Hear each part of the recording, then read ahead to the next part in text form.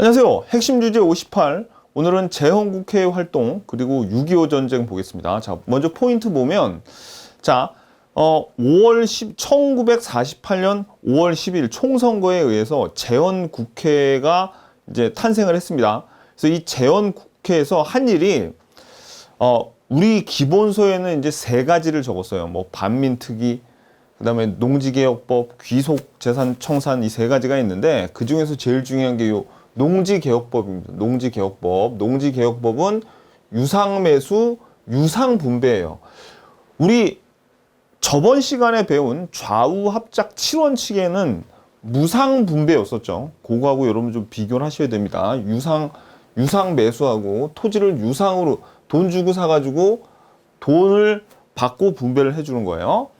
그 다음에 이제 6.25 전쟁에 대해서 살펴볼 건데, 일단 이 에치슨 선언으로 요게 6.25 전쟁의 빌미가 됩니다. 그래서 요게 이제 6.25 전쟁 전에 일어났고, 낙동강 방어선까지 쭉 밀리다가 다부동 전투에서 근근히 지켜내요. 근데 메가더의 인천 상륙 작전으로 이제 북쪽 압록강 유역까지 밀고 올라갔다가 다시 중공군의 개입으로 흥남 철수하면서 서울을 다시 뺏깁니다. 그러다가 나중에 서울을 유엔군이랑 다시 합쳐가지고 서울을 재탈환해요. 그리고 정전협정을 협상 시작하면서 방공포로를 석방하는 일이 생깁니다. 그래서 이제 정전협정이 체결이 되면서 한미상호 방위 조약이 체결이 돼요. 그러니까 6.25 전쟁은 여기에서부터 여기까지야. 그럼 6.25 전쟁 전에 있었던 일이 요 에치슨 선언, 에치슨 라인을 우리가 어떻게 했는지 다 볼 거고요. 그 다음에 6.25 전쟁이 끝난 다음에 한미 상호 방위 조약까지 체결한 걸로 오늘의 내용이 6.25 전쟁에 대한 내용은 끝나게 되는 겁니다. 요 6.25 전쟁의 과정은 되게 쉬워요. 이제 그림 보면서 외워지면 금방 암기가 되니까 오늘 내용들은 뭐 중요한 전투 몇 개만 보면 됩니다. 근데 중요한 건 뭐냐면 우리가 이제 저번 시간에 해방 이후에부터 내용부터 정리를 조금 들어가야 됩니다. 자, 그러면 어디를 먼저 보시냐면 오늘은 245페이지를 먼저 펴보세요. 거기에 저번 시간과 이번 시간, 즉 핵심 주제 57과 이번에 배울 핵심 주제 58까지 시간 순으로 쭉 정리를 해놓은 표가 있는데 여기서 여러분들이 제가 외우라는 것만 좀 자세히 외워주시고 나머지는 그냥 대충 보시면 되는데 당연히 우리가 이건 외워야겠죠. 광복이 언제 됐는지 외워야 돼요. 1945년 8월 15일은 인간적으로 외워야 되겠죠. 그죠? 요거. 그래서 이거 광복이 됐습니다. 광복이 되면서 이제 미 군정이 시작이 됐다가 48년 8월 15일에 대한민국 정부가 수립이 되면서 미 군정이 이때까지 이어지죠. 자, 그래서 이 다음에 뭐 중요한 일들, 모스크바 삼국 외상회에서 신탁 통치에 대한 내용이 나와서 그 신탁 통치나 뭐 친탁이다 반탁이다 그래서 막 싸워요. 그죠? 그리고 1차 미소공동위원회가 결렬되고 이승만의 정읍발언 있은 다음에 좌우합작위원회 여운형을 중심으로 해서 여운형 김규식 좌우합작위원회를 조직했어. 그러다가 이제 요게 실패하고 2차 미소공동위원회까지 열렸는데 이것도 결렬돼가지고 결국은 미국이 유엔에 한국의 문제를 상정시키고 유엔 소총의 결의가 뭐라고 이제 결론이 났냐면 임시위원단이 접근 가능한 남한에서만 선거하자 이렇게 여기까지 우리가 이제 다 봤단 말이에요. 저번 시간에 그죠? 쭉. 자, 그래서 요거는 여러분들이 좀 디테일하게 제가 암기를 해달라고 저번 시간에 부탁을 했고, 자, 오늘부터 이제 보자고요. 중요한 거는 1948년 저번 시간에 배운 내용 중에서 1948년부터 이제 오늘 배울 내용이 되게 중요한데 48년에 이제 이런 유엔 소총의 결의가 나니까 남한만의 선거를 반대하면서 제주에서 좌익 세력이 제주 4.3 사건을 일으켰단 말이에요. 그죠? 그러면 제주 4.3 사건은 5월 10일 총선거 전이죠. 이 날짜가 다 나와 있잖아. 4월 10일. 그러니까 자, 이거 외워줘야 돼. 이거는 1948년 5월 10일 총선거하고 7월 17일 재헌절이잖아. 재헌헌법 마련된 거. 48년 8월 15일 대한민국 정부 수립 이 세 개는 여러분들이 쪼로록 외워주셔야 됩니다. 근데 다 외워져요. 왜냐면 제헌절이 옛날에 빨간 날이어가지고 좀 연세가 있는 분들은 유리하시겠어요. 그죠? 자, 아무튼 연도가 중요해요. 연도 1948년입니다. 대한민국 정부가 수립된 거는 광복 이후 정확하게 3년 후인 1948년 8월 15일. 총선거 언제? 총선거. 재헌국회의원들을 뽑는 총선거는 5월 10일. 그래서 이제 헌법을 만든 게 7월 17일이에요. 그리고 이제 정부가 수립된 거는 8월 15일. 정부가 수립됐다는 건 이제 대통령이랑 다 이제 뽑았다는 얘기야. 여기서 국회의원들이 뽑은 간선제였죠. 그죠? 자, 오케이. 그래서 요거를 알아주셔야 됩니다. 그래서 요게 지금 총선에서부터 대한민국 정부가 이제 수립되는 내용 요 세 개. 48년. 그 다음에 이 재헌국회에서 뭐를 하냐면 오늘 배울 내용인데 오늘 배울 내용은 요거예요. 요 반민족행위 처벌법을 제정해서 일본의 앞잡이들, 일본 매국노들을 친일파들을 처단하려는 그런 법을 만들고요. 그 다음에 49년에 요거는 49년이야. 농지개혁법으로 아까 유상매수, 유상분배 있죠. 두 가지 일을 합니다. 하나 더 있는데 그거 별로 안 중요해요. 그래서 여기에서 뽑았던 이 재헌 국회의원들이 한 일 중에서 기억해야 될 게 두 개인데 요거 두 개예요. 하나 더 있지만 요거 두 개는 아무튼 꼭 기억을 해야 돼. 그리고 이제 또 뭐가 있냐면 여수 순천 11구 사건, 여수 순천 사건이 48년에 일어났어요. 요때. 요거는 사실 순서에 얘네들은 별로 안 중요한데 여수 순천 사건이 6.25 발발 이전에 일어났어. 6.25 전쟁 이전에 일어났고 대한민국 정부가 수립된 다음에 일어났네. 여수 순천 사건을 제주 사건하고 헷갈리면 안 돼요. 요 여수 순천 사건 이거 은근히 헷갈리다고 여러분들이. 요게 대한민국 정부 수립 후에 일어났어. 오케이, 됐죠? 그래서 이제 오늘 배울 내용이 이제 이거예요. 오늘 배울 내용이 자, 보자고요.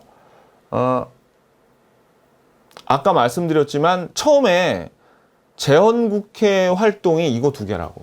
요거 반민족행위특별법 제정과 농지개혁 요 두 개를 먼저 배워요. 그 다음에 이제 6.25 전쟁에 대해서 배울 건데 에치슨 선언을 한 거부터 그 다음에 50년부터 여기까지 6.25 전쟁이 쭉 이어집니다. 여기서 치열하게 이제 남한과 북한이 싸워요. 그런 다음에 요 53년 10월에 한미 상호조약을 체결해. 그러니까 요 빨간색을 지은 게 여기 이제 6.25 전쟁이에요. 6.25 전쟁. 그리고 아까 여기 약간 주황색으로 돼 있는 게 이게 이제 총선거부터 대한민국 정부 수립까지. 근데 오늘 배울 내용은 이제 요 내용을 쭉 볼 겁니다. 요 내용을. 아셨죠? 자, 그러면 이제 기본서 241페이지부터 이제 요 먼저 반민족 행위 처벌법하고 농지개혁법 요 두 개 먼저 보도록 할게요. 241페이지 펴보세요. 자, 핵심 주제 57 복습입니다. 요거는 재헌 헌법을 제정했다. 자, 1948년 5월 10일 날 총선거를 통해서 헌법을 제정하는 재정 국회의원들을 뽑아서 그 재정 국회의원들이 재정 국회를 구성했죠. 그래서 그 재정 국회에서 헌법을 만들어 가지고 7월 17일 날 헌법을 만들었어요. 뭐라고 만들었냐면 대통령을 국회의원들이 뽑는 간접선거로 하고 그 다음에 대통령의 임기는 4년으로 하는 거야 라고 한 다음에 국회의원들이 대통령을 뽑았는데 그게 이승만입니다. 그래서 8월 15일 날 이제 그 이승만이 대통령이 된 거예요. 자, 그래서 뭐 이제 그래서 간접 선거제라 그랬죠. 자, 근데 이제 이 재헌 헌법을 만들었던 재헌 국회의원들이 한 일이 두 가지가 있는데 세 가지가 있는데 우리는 시험에 나올 만한 건 한 두 가지 정도만 좀 기억하면 되는데 그 중에 하나가 바로 반민족행위처벌법입니다. 이 이름 알아둬야 돼요. 반민족행위처벌법. 반민족행위처벌법은 뭐냐면 자, 반민족 행위자들의 정의가 일본에 협조하거나 독립운동가를 박해한 자 결국 뭡니까? 친일파 매국노들이죠. 그런 놈들을 재산을 몰수하고 사형에까지 처할 수 있도록 규정을 했어요. 그래가지고 자, 밑줄 반민족 행위 특별조사위원회, 우리가 요거를 어른들은 뭐라고 부르시냐면 반민특위라고 줄여서 부릅니다. 반민특위. 그래서 반민족 행위 특별조사위원회를 설치해가지고 반민족 행위자들을 색출해내려고 이제 국회의원 10명으로 구성된 이런 위원회를 설치를 했어요. 그랬는데 결론은 실패했다. 친일파들 청산에 완전히 실패했다라는 거죠. 왜냐하면 저번에도 말씀드렸지만 미 군정이 들어오면서 친일파 놈들을 그냥 그대로 써먹었다 그랬죠. 왜? 미국 애들은 뭐 한국 사람이 어떻든 관심 없어. 지금 소련이 코앞에 다가와 있고 뭔가 빨리 안정을 시키려면 어떻게 해야 돼? 그동안 총독부에서 행정적인 일을 잘하던 놈들을 그냥 그대로 써먹는 겁니다. 그리고 이승만도 미국에서 들어와가지고 정치 기반이 없죠. 근데 미국은 뭐 여훈영이나 김구 그런 사람 편이겠어요? 아니면 미국에 있던 이승만 편이겠어요? 이승만 편이겠죠. 그러니까 이 미군정에서 써먹던 애들, 걔네들하고 지지 기반이 없던 이승만이 어떻게 해요? 서로 손을 잡은 거예요. 그래가지고 이제 뭐 어떻게 보면 대통령이 된 거죠. 그래가지고 이 이승만 정부는 친일파 청산에 비협조적이었는데 대충 내용은 이렇습니다. 지금 공산주의, 사회주의가 코앞에 와 있는데 우리가 지금 친일파를 청산하면서 내분할 때 공산주의자들부터 때려잡아야지. 뭐 크게 보면 그런 내용입니다. 그래가지고 이제 어떤 일이 벌어지냐. 자, 일부 국회의원들이 외국군 철수, 외국군이라는 건 미군하고 소련군 빨리 물러나라는 거예요. 한반도에서. 그러니까 이 이승만이 반민특위 소속 국회의원들을 공산주의자와 내통했다는 구실로 아까 반민특위 국회의원으로 구성돼 있다 그랬잖아요. 그러니까 국회 프락치 사건이라 그래. 구속하고요. 그 다음에 이 경찰들 요직을 차지한 친일 경찰, 아까 미 군정 때부터 그 총독부에 있는 애들 그대로 써먹었다 그랬죠. 그러니까 그 전에 있던 경찰이 그대로 또 경찰 해먹는 거예요. 독립운동가 잡던 그 경찰들이. 걔네들이 반민특위를 습격을 하는 사건을 반민특위를 습격합니다. 그래서 조사를 이렇게 하기는 했는데 제대로 처벌받은 사람 하나도 없어. 그리고 반민특위가 시효가 금방 만료가 돼서 그냥 해체가 돼버립니다. 그러니까 결론은 뭐야? 완전히 실패했다는 얘기야. 완전히 실패했다는 얘기죠. 자, 그래서 친일파 청산에 실패했어. 그러니까 시험에는 뭐 어떤 식으로 나오냐면 정부를 구성했죠. 대한민국 정부를 구성하고 6.25 전쟁 터지기 전에 뭐 했어요? 그 재헌국회에서 반민족 행위 특별법을 제정했다는 둥, 아니면 친일파를 청산하기 위해서 반민족 행위 특별조사위원회를 설치했으나 친일파 청산에는 실패했다. 뭐 이런 식으로 나오겠죠. 그럼 그 시기가 언제라고? 6.25 터지기 전, 해방 이후라고요. 무슨 얘기인지 아시겠죠? 오케이. 요게 반민족 행위 처벌법입니다. 그럼 요거는 지금 재헌국회에서 한 거예요. 이제 하나 더. 자, 242페이지. 농지개혁법을 보자고요. 농지개혁법. 자, 농지개혁법은 제일 중요한 게 유상매수, 돈 주고 토지를 사고 돈 주고 파는 거예요. 무상분배가 아닙니다. 돈 주고 사서 돈 주고 나눠주는데, 자, 그 방법이 뭐냐면 한 가구당 3정보를 까지는 가질 수 있는데 요거를 초과하는 토지는 국가에서, 자, 밑줄 보세요. 지가증권을 발급해서 매입했어. 왜? 국가가 돈이 없으니까. 좀 이따 이거 설명을 드릴게요. 그리고 농지를 매입한 농민은 연평균 수확량 30%를 5년간 상환 하는데, 뭐 숫자를 기억할 필요가 없습니다. 숫자는 기억할 필요가 없이 한 5년 동안 수확량의 얼마를 국가에 내야 되는구나 라는 거예요. 자, 이게 무슨 얘기냐면 이겁니다. 예를 들어서 보세요. 여기 좀 큰 그림으로 설명을 드릴까? 자, 어떤 토지 소유자가 있는데 얘가 토지를 5정보를 갖고 있었어요. 근데 3정보까지밖에 못 갖고 있다 그랬죠. 그래서 이제 2정보는 자기가 팔기 싫어도 국가한테 팔아야 돼.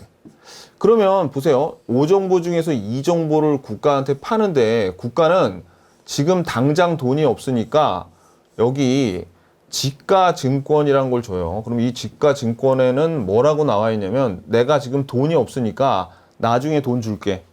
이 정보에 해당하는 돈은 나중에 줄게 라고 하는 거예요. 그러면 보세요. 국가가 일단 땅을 받았죠. 그럼 이 국가는 토지를 농민한테 팔아요. 농민한테 팔아. 정말 농사를 지으려는 사람한테 팝니다. 그럼 이 농민은 아까 말씀드렸듯이 5년 동안 소작에, 아니, 여기서 이제 농사를 짓고 30% 정도 되는 거를 국가한테 돈을 내겠죠. 그럼 국가는 결국 이 돈을 받아다가 지가증권을 가지고 있는 얘한테 주면 되는 거예요. 무슨 얘기인지 아시겠죠? 오케이. 이렇게 준다는 얘기입니다. 그러니까 땅을 국가가 그냥 몰수했어요? 아니면은 돈 주고 몰수했어? 아니, 이거 나중에 지가증권이면 결국 나중에 돈 준다는 거죠. 그러니까 유상으로 국가가 샀죠? 그 다음에 농민한테도 지금 돈을 받았잖아. 그러니까 뭐야? 유상 분배를 한 거죠. 그래서 유상 매수, 유상 분배가 중요해요. 요거는. 자, 구체적인 방법은 이 지가증권 하나만 여러분들이 기억하시면 될 겁니다. 좀 몇 년 동안 상환했네. 딱 요 정도. 숫자는 여러분들 잘 기억 못 하잖아. 그러니까 그 정도까지만 기억하시고. 의의를 한번 볼까요? 의의가, 자, 밑줄. 소작농이 감소하여 자용농이 증가. 경자 유전의 원칙을 실현. 경자 유전의 원칙은 거는 경이 이제 농사 지을 경이니까 농사 지을 사람이 땅을 갖는다는 얘기예요. 농사 지을 사람이 땅을 갖는 겁니다. 요거. 참고로 말씀드리면 여러분들 요즘 토지에 아직 이 경자 유전의 원칙은 아직까지 지켜지고 있어요. 아직까지. 그러니까 무슨 얘기냐면 여기 지금 논이나 밭 있죠. 여기서 실제로 요즘에도 그래요. 요즘에도 만약에 이 논이나 밭 같은 토지를 가지려고 그러잖아요. 만약에 지목이 논으로 돼 있는 토지를 여러분들이 살려면은 농지 취득 자격 증명서라고 있어야 돼. 그러니까 나는 농사를 짓는 사람이니까 논을 살 수가 있어요. 라는 그런 증명서가 있어야 돼. 요즘도. 그러니까 아직까지 이게 지켜지고 있다는 얘기입니다. 아셨죠? 그래서 대한민국에는 현실적으로, 그러니까 법적으로 소작농은 없어졌어요, 이제. 소작농은 없어. 요즘에. 그러니까 무슨 얘기냐면, 자, 이거 그냥 참고로 알아두세요, 참고로. 시험에 안 나오는데 얘기해버리지 말까? 근데 이 얘기를 하면 좀 충격적이어가지고 여러분들이 이거를 더 기억을 오래 할 것 같아서 제가 말씀을 드리는데, 여기 예를 들어서 논이 있죠. 논의 주인이 갑돌이에요. 갑돌인데, 을한테 그러니까 을한테 무슨 이 논에 대한 전세권이나 임차권 같은 거 줘가지고 여기다가 소작농으로 남의 땅에서 농사 짓게 못해요. 우리나라는. 자기 땅에 농사 지려면 자기 땅에서 해야 돼. 우리나라는 그렇게 돼 있어요. 현재 법이. 아셨죠? 그래서 그게 바로 경자 유전의 원칙이고 아직까지 요게 지켜지고 있다고요. 무시무시한 거야, 요거. 자, 그래서 아무튼지간에 자용농이 증가해요. 그래서 지주들에게 제한적으로 사유재산을 인정하고 농민들에게는 농토를 가질 수 있게 해서 이제 농민들이 농토를 아무튼지간에 가질 수는 있죠. 북한 같은 경우에는 땅을 싹 몰수해가지고 딱 무상으로 분배를 해줬는데 아무튼 남쪽에서도 농민들이 이렇게 비교적 저렴하게 토지를 얻을 수 있었죠. 그러니까 이제 6.25 전쟁이 터졌을 때 이게 지금 6.25 전쟁 전이죠. 6.25 전쟁 전이잖아. 49년이니까 50년에 6.25 전쟁 터졌으니까 그러니까 그나마 싸운 거예요. 북한군들하고. 만약에 많은 학자들이 농지개혁법에서 토지가 만약에 없었다? 이 농민들에게 그러면 더 쉽게 금방 점령을 당했을 거다. 마지막 저항도 하지 않았을 거다. 이렇게 주장하는 학자들이 많습니다. 이게 굉장히 중요한 거예요. 그래서 시험에는 이 재헌국회 같은 경우에 요 반민족 행위 처벌법 있죠. 이거는 실패했기 때문에 시험이 잘 안 나와. 이거는 농지개혁법이 나왔다 그러면 요 놈이 나오는 편입니다. 자, 그 다음에 이제 귀속재산 처리법을 제정을 해가지고 자, 일제가 소유했던 재산을 처리하려고 귀속재산 처리법이 제정이 됐어요. 그래서 일본 놈들이 가졌던 공장이나 주택 이런 거를 민간인에게 저렴한 가격으로 분배, 불화를 하는데 이 과정에서 많은 비리 그런 것들이 일어났는데 그것까지 우리가 몰라도 돼. 시험에 안 나오니까. 자, 그런 거는 유튜브에 제가 이제 나중에 시간 날 때 알리겠습니다. 이건 시험에 잘 안 나온다고. 농지개혁법이 시험에 잘 나오고요. 그 다음에 이제부터 자 6.25 전쟁에 대해서 살펴볼게요. 자, 6.25 전쟁. 자, 6.25 전쟁 직전에 한반도의 정세를 보자고요. 그게 중요한 건 아닙니다. 그냥 참고로 보세요. 이거 저번 시간에도 봤지만 8월 15일에 남한에서 대한민국 정부를 수립하니까 북한도 조선민주주의 인민공화국을 선포를 했어요. 그리고 이제 북한이 남침을 위해서 소련과 군사비밀협정을 체결을 해서 무기 지원을 약속을 받습니다. 그래서 무슨 탱크라던가 뭐 그런 무기들을 소련으로부터 지원을 받고 그 다음에 조선인민군을 창설하고 인민유격대를 조직해서 남파에서 도발 징후를 보입니다. 6.25 전쟁 전에도 몇 번 침투를 했었어요. 이런 징후가 보였어 벌써.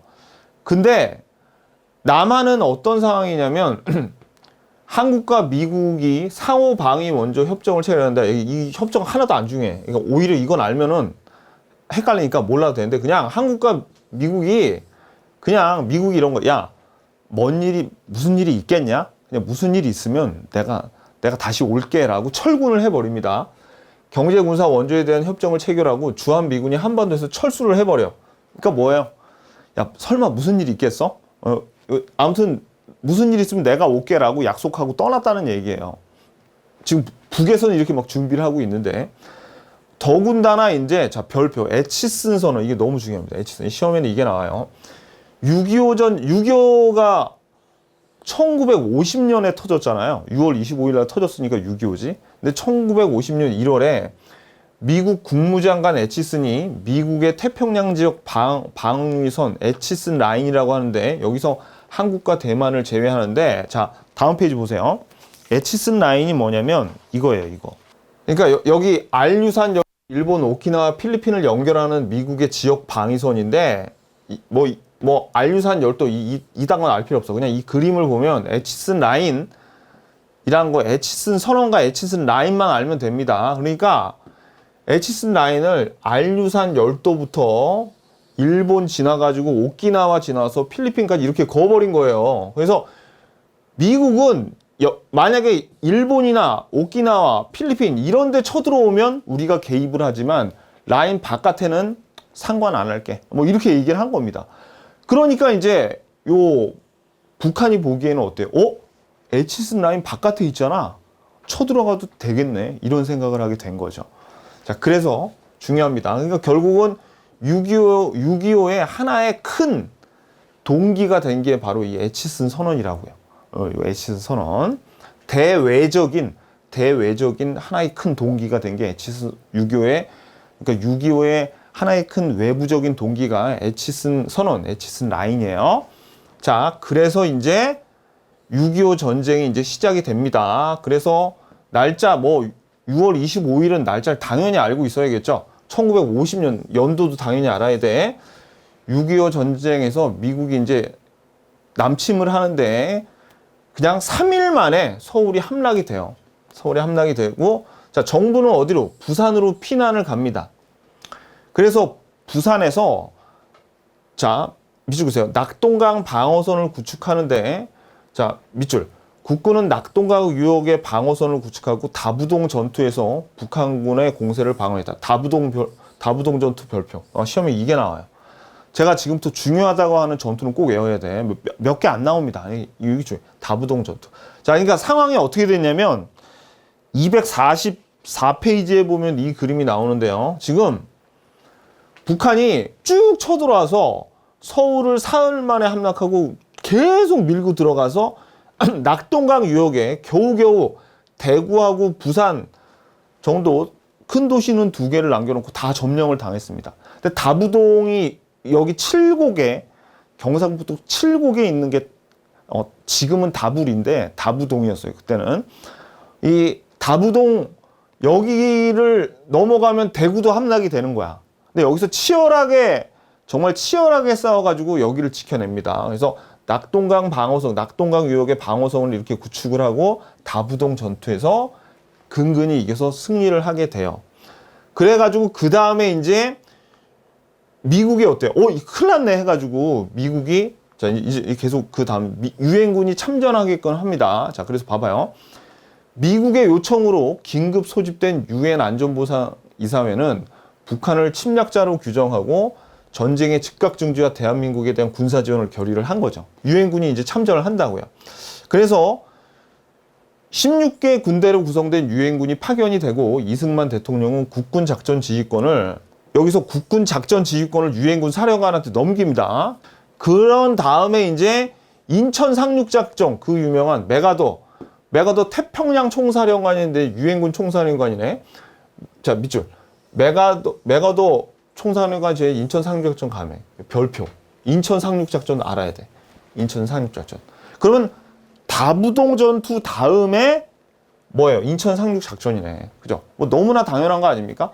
자 그래서 인천 상륙작전을 감행해서 서울을 수복을 했어요. 다시 38도선을 넘어 평양을 점령하고 압록강까지 도달을 합니다. 지금 이제 어떻게 된 상황이냐면 자 다시 그림에서 여기까지 밀렸죠. 근데 지금 여기서 인천을 허리를 동강을 해서 인천을 들어서 이렇게 양쪽에서 북한군을 이렇게 몰아낸 거야. 그래가지고 어디까지? 압록강 유역까지 이만큼까지 이제 거의 다 왔어. 이제 통일이 자 그러니까 여기서 이 그림에서 중요한 건 다부동 전투죠. 이 다음에 이제 인천 상륙 작전을 통해서 굉장히 우리 유엔군과 우리 남쪽 그러니까 우리 대한민국 군인들이 정말 유리한 데까지 왔어. 통일을 바로 이제 코앞에 뒀어요. 서울도 진지하게 수복을 하고 그래서 압록강까지 도달을 했는데 이때 중공군 지금은 중국이지만 그때는 중공이었어요. 중공군이 개입을 합니다. 자 다시 넘기세요. 그래서 쌍가루 4번에 중공군이 개입을 해가지고 유엔군의 만주진격을 우려해서 중국이 대규모 중공군을 파견해 인해전술로 북한군을 지원했죠. 인해전술 밑줄. 이 중공군의 인해전술이 유명한데 이 인해전술이 뭐냐면 중국이 인구가 많잖아요. 그러니까 밤에 이제 미국 그 밤에요. 밤에 이제 딱 이렇게 참호 그런 데서 유엔군이랑 이제 대한민국 국군이 다 이러고 있는데 어둠 속에서 막 꽹가리 같은 거 막 치고 북치면서 막 다가오는 거야. 근데 안 보이죠? 그러니까 일단 안 보이는데 굉장히 많은 뭔가가 움직인다는 건 안단 말이야. 그러면 총을 일단 갈겨. 그런 다음에 또 조용히 하면 또 북을 치고 막 하면은 총알, 그 다음에 뭐 폭탄 같은 걸 이제 다 소진을 시키면 그때 와서 다 점령을 해버립니다. 사람으로 계속 밀어붙이는 거야, 그냥. 그게 인해 전술이에요. 그래가지고 어떻게 되냐면, 이제, 자, 별표. 흥남철수와 일사후퇴. 그래서 이제 중국 놈들이 이제 여기에 개입을 하면서 다시 쭉 밀리는 겁니다. 그래서 흥남철수가, 이거 영화로도 나왔는데 옛날에 무슨 시장이었나? 국제시장에서 그 장면으로 시작되는데, 여기가 흥남입니다, 흥남. 지금 지도 제가 다 그렸는데, 몰라도 돼. 그냥 여러분들한테, 이거 지금 여러분도 막 이게 지도 같은 거 외우려고 하지 마요. 그냥 여러분들 기억도 오래 남으라고 그냥 보여드리는 거야. 기억에 오래 남으라고. 이런 거 시험에 나오지도 않아. 우리가 기억할 거는 전투 이름, 다부동 전투, 인천 상륙 작전. 그죠? 인천 상륙 작전 후에 굉장히 유리해졌단 말이에요. 근데 지금 이 중공군이 개입을 하면서 다시 밀리기 시작하는 거야. 서울까지 다시 뺏겼어. 흥남 철수하고 일사후퇴 흥남 철수하면서 그래서 흥남 철수 서울을 다시 뺏깁니다. 다시 뺏겨. 이 중국 놈들이 개입을 하면서부터 다시 뺏겨가지고 다시 유엔군과 총공세를 해서 서울은 다시 찾아와요. 그러면서 이제 교착 상태에 빠지면서 어떻게 되냐면 정전 협상으로 들어갑니다. 오케이. 자, 그래서 자 볼게요. 자, 중요한 거는 흥남철수야. 요거 순서 잘 봐야 돼요. 흥남철수, 그다음에 일사후퇴. 흥남철수 작전을 수행하여 10만 명의 피난민을 수송을 하고요. 그 다음에 국군과 유엔군의 후퇴로 다시 서울을 북한에게 뺏깁니다. 요거. 그랬는데 이제 서울을 다시 탈환을 하기는 해요. 자, 그래서 유엔군의 총공세를 단행해서 서울을 재탈환하고 38도수 부근까지 진격인데 그 뒤로 전쟁은 이제 교착 상태에 빠지는 거예요. 교착 상태에 빠졌어. 그래가지고 이제 자, 이거 제가 다시 한번 말씀드리지만 여기서 중요한 거는 다부동 전투, 인천 상륙작전, 흥남철수, 서울 재탈환. 그래서 순서대로 그냥 이거만 외우시면 됩니다. 순서대로. 아셨죠? 순서대로 쭉 외우면 돼. 요거. 순서가 중요합니다. 그림 같은 거 볼 필요 없어. 흥남이 어디예요? 아, 여기 찍어는 놨지만 아직 몰라도 돼. 자, 아무튼 자, 그림으로 나오는 게 아니라 그냥 말로만 나옵니다. 우리는 그냥 단어로만 알면 돼요. 우리는 지리를 배우는 게 아니라 한국사를 배우는 거야. 지리는 시험 합격한 다음에 그 지명이 어디인지 여러분들이 이제 찾아보면 돼요. 합격한 다음에 하자고, 그런 건. 자, 혼자.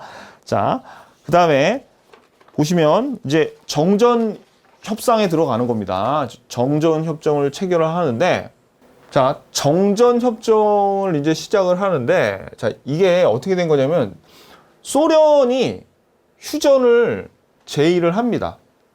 미국이 이걸 받아들여요. 왜냐면 미국도 지금, 대통령이 아이젠하워로 바뀌어가지고 지금 빨리 더 이상 돈을 이 전쟁에다 쓰지 말고 재정의 문제도 자꾸 악화가 되고 하니까 끝내고 싶었고, 소련도 지금 중국군이 한반도로 들어와 있죠. 그러니까 이 북한에 대한 주도권을 중국한테 뺏길 수도 있고, 또 하나는 소련은 무기 같은 거나 지원을 좀 해줬지 직접적으로 군인들을 파견을 안 했어요. 왜냐면 이게 세계대전으로 확대될 수도 있잖아. 그러니까 이제 어떻게 된 거야? 그래가지고 휴전을 서로 제의해서 덥석 받아들였단 말이에요. 이제 정전을 협정하기로 협상을 이제 시작을 하는 거예요. 근데 뭐 군사 분계선의 문제라던가 어디로 이제 경계를 할 것인가, 그 다음에 포로는 어떻게 송환을 할 것인가, 이런 걸 두고 시간을 많이 뒀습니다. 근데 우리나라는 격렬하게 반대를 해요. 이승만 대통령, 그 다음에 우리 전 국민들이 이미 전쟁에서 피해 볼 만큼 봤는데 여기서 그만두자고? 그러면 분단된 상태에서 저 언제 쳐들어올지도 모르는 북한, 중국, 소련 늑대 같은 놈들하고 또 계속 이렇게 살아야 되면 불안하잖아요. 그러니까 어떻게? 끝장을 보자라고 해서 이런 정전 협상에 반대를 합니다. 근데도 밀어붙여요. 그냥 정전을 하려고 그래요. 협상을 맺으려고 그래요. 그런데 이 포로 송환 문제가 있는데, 이 포로 송환 문제가 왜 이게 문제가 됐냐면 이겁니다. 지금 요 각각 인민군이 국군이나 유엔군에 대한 포로가 있죠. 그 다음에 국군과 유엔군이 잡은 북한군, 중국군, 인민군 포로들이 있을 거란 말이에요. 그죠? 그러면 얘네들 중에도 어떤 애들이 있냐면 반공 포로가 있고, 이거의 반대인 친공 포로가 있어요. 이게 뭐냐면 공산주의를 반대하는 거예요. 반공 포로는. 친공은 그럼 반공하고 반대죠. 공산주의 좋다는 애들이야. 그러니까 이 포로 중에 반공 포로는 그냥 공산주의 지긋지긋하니까 남쪽에 남아있고 싶어요 라는 게 반공 포로고요. 그 다음에 이 친공 포로는 난 다시 돌아갈래 라고 하는 거예요. 그러니까 우리 쪽에서는 뭐라고 포로를 교환하자고 얘기하냐면 자유송환. 남고 싶은 애들은 남고 돌아가고 싶다는 애들만 보내줄게 라는 거죠. 근데 요쪽은 어떻게 했냐면 그런 게 어딨어 임마, 전원 다 교환을 하자라고 하는 거예요. 이거 가지고 문제가 됐어. 지금 포로를 어떻게 송환하느냐 마느냐를 가지고 막 지금 이제 정전 협정을 하고 있죠. 그런데 만약에 한번 생각해 보세요. 대한민국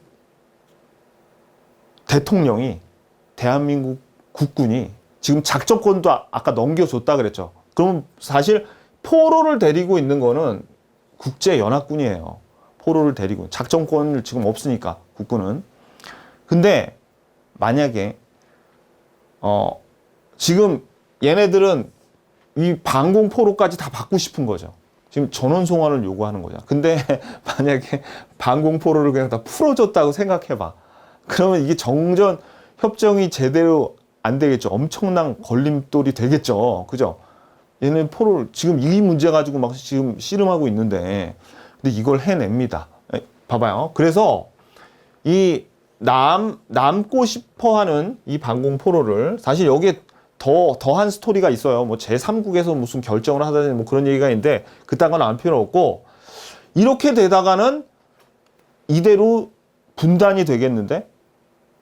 정전 협정이 되겠는데? 라고 싶으니까, 이승만 정부가 자, 별표. 이게 너무 중요해. 자, 그러니까 정전 회담을 시작하고, 별표. 반공포로를 그냥 석방을 하는 거예요. 석방.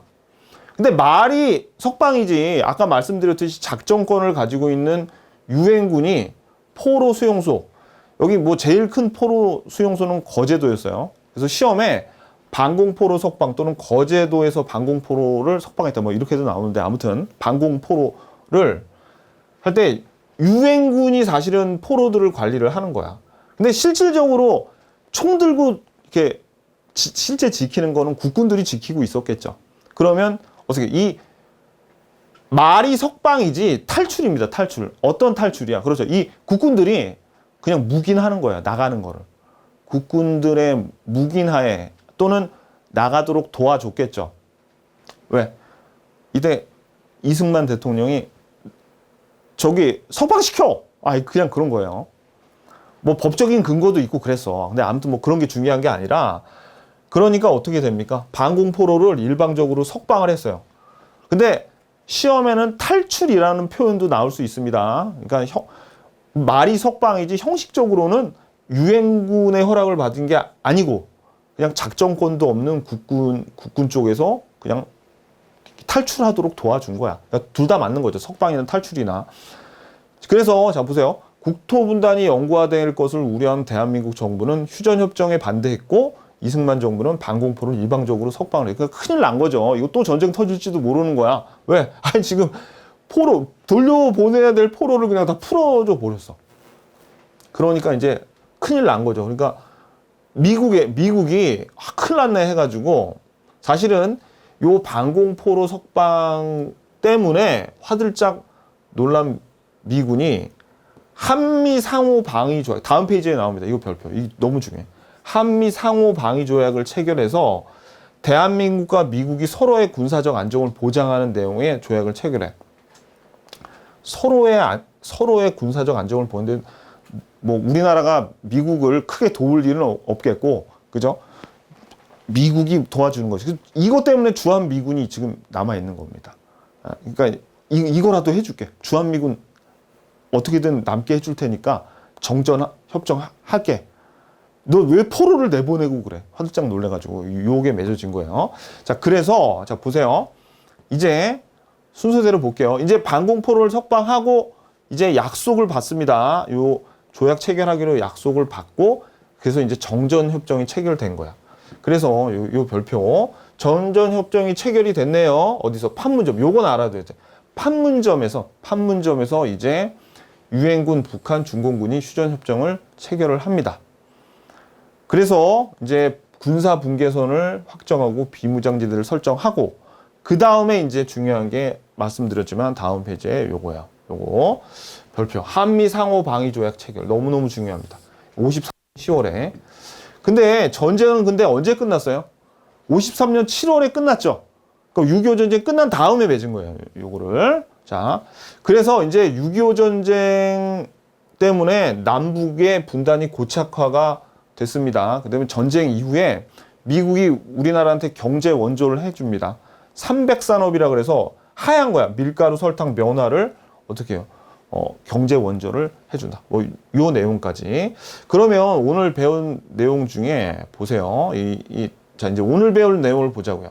아까 말씀드렸듯이 재헌국회에서 한 중요한 일이 요 반민족행위처벌법 제정하고 농지개혁법 했죠. 자, 그 다음에 자, 이제 6.25 전쟁 들어갑니다. 6.25 전쟁 터지기 전에 요거 여수 순천 사건이 있다 그랬어요. 그리고 6.25 전쟁 발발하기 전에 에치슨 선언이라는 걸 해서 요 한반도를 제외를 시켰죠. 그래가지고 6.25 때 쳐들어와가지고 낙동강 유역까지 갔다가, 그죠? 그 다음에, 다부동 전투에서 간신히 지켜냈어. 그 다음에 이제 인천 상륙작전을 통해서 서울을 수복하고, 근데 중공군이 들어와서 다시 흥남 철수를 해서 서울을 다시 뺏겼다가 서울을 재탈환했어. 정전협정이 시작이 되고 반공포로를 석방을 하고 나서 그 다음에 정전협정이 체결되고 전쟁 끝난 다음에 한미상호 조약이 체결이 됐습니다. 이렇게. 그래서 여러분들이 이제 요 순서가 6.25 전쟁 같은 경우에는 외우기가 쉬워요. 외우기가. 이제 뭐 외우기가 되게 쉽습니다. 그래가지고 왜냐? 처음에 쭉 낙동강까지 밀렸다가 다시 인천 상륙작전을 통해서 쭉 압록강 유역까지 갔다가 중공군 개입으로 다시 한번 밀렸어. 그 다음에 이제 서울 재탈환하면서 고착화가 되는 거죠. 그 다음에 정전협정. 그렇게 순서를 알아두면 되겠습니다. 아셨죠? 자, 그럼 우리 포인트 다시 볼게요. 자, 포인트. 재헌국회에서 한 가장 중요한 일이 요 농지개혁법을 시행한 거죠. 농지개혁법. 자, 일단 여러분들 연도를 외우라는 게 아니라 1950년도가 6.25 전쟁 발발한 연도는 알아야 되잖아요. 요 전이야. 그러니까 이 전이라고. 6.25 전쟁 이전이구나. 요거 알면 돼. 그래서 요거 유상매수, 유상분배입니다. 요거 무상이 아니에요. 자, 그리고 6.25 전쟁, 에치슨 선언이 6.25 전쟁 터지기 전에 에치슨 선언으로 만들어진 에치슨 라인에 대한민국이 제외가 됐었죠. 한국이 제외가 돼서 6.25의 빌미가 됐어요. 그래서 어떻게 해요? 북한이 쳐들어와가지고 밀려서 낙동강까지 밀리다가 다부동 전투로 이제 그 역전의 발판을 마련했는데 메가더의 인천 상륙작전으로 전세가 역전되면서 압록강까지 밀고 가. 그런데 중공군이 개입하면서 흥남 철수하면서 후퇴하고 서울 한 번 뺏겼다가 다시 서울을 재탈환하게 되죠. 자, 그러면서 이제 정정이 아니라 정전입니다. 정전협정을 시작을 하는데 이 정전하게 되면 분단이 영구화될까봐 이승만 정권은 어떻게 합니까? 반공포로를 석방한다 그랬죠. 화들짝 놀란 미군이 한미 상호 방위 조약 체결해 줄게. 주한 미군도 여기 주둔하게 해 줄게. 이러면서 어떻게 요 조약 체결을 약속을 하고 정전 협정을 체결하게 됩니다. 근데 여러분 하나 조심하셔야 될 게 요 한미 상호 방위 조약 체결은 요 이제 6.25 전쟁 끝나고 맺은 굉장히 중요한 조약이거든요. 근데 이거하고 이름이 좀 비슷한 게 있어요. 우리 242페이지에 보면 잠깐 그냥 언급하고 갔는데 별로 안 중요해서 한미 상호 방위 여기까지 좋다. 한미 상호 방위 원조 협정이라고 있는데 이거 두 개 완전히 다른 겁니다. 이거 6.25 전쟁 터지기 전에 했던 거예요. 요거. 그러니까 이거 안 중요해. 그러니까 요거랑 그냥 이름만 헷갈리지 마시라고요. 요거 잠깐 242페이지에 나와서 언급을 하긴 했지만 이건 안 중요해. 이게 중요합니다. 이거 한미 상호 방위 조약 체결. 요 이름 정확하게 알아야 돼. 그래서 요거랑 헷갈리면 안 됩니다. 아셨죠? 자, 이제 기출문제 풀러 가자고요.